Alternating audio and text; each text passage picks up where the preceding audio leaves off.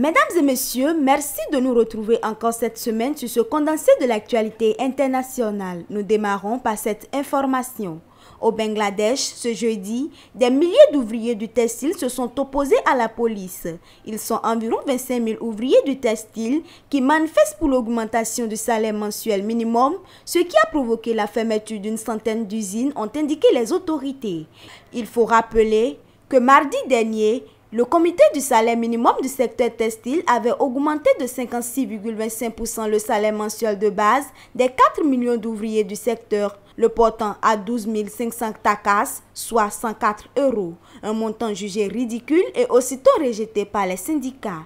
Ces ouvriers du textile qui manifestent depuis 2 semaines exigent un quasi-triplement du salaire mensuel, actuellement à 8 300 takas, soit 70 €. Toujours ce jeudi, la France a accueilli à l'initiative de son président Emmanuel Macron une conférence humanitaire pour tenter de débloquer l'aide vers Gaza, rendue quasi impossible par les bombardements incessants d'Israël depuis l'attaque sanglante du Hamas du 7 octobre dernier. Fin de la grève entre les acteurs qui réclamaient une meilleure rémunération et les grands studios d'Hollywood après 118 jours de grève. Au soir de ce mercredi 8 novembre, le syndicat a annoncé avoir trouvé un accord de principe avec les studios pour mettre fin à cette grève qui paralysait la production de films et séries aux États-Unis depuis des mois et a coûté des milliards de dollars à l'économie américaine. La grève a officiellement pris fin le jeudi 9 novembre à 0h01 heure de Los Angeles, a expliqué l'organisation dans un communiqué.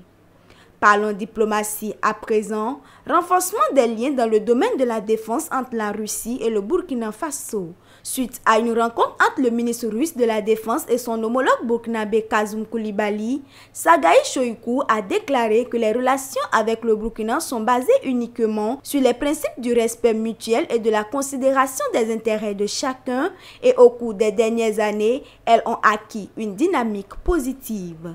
Le ministre burkinabé de la Défense, quant à lui, a fait part de son attachement à ce partenariat avec la Russie, selon un communiqué qui a sanctionné la fin de sa visite.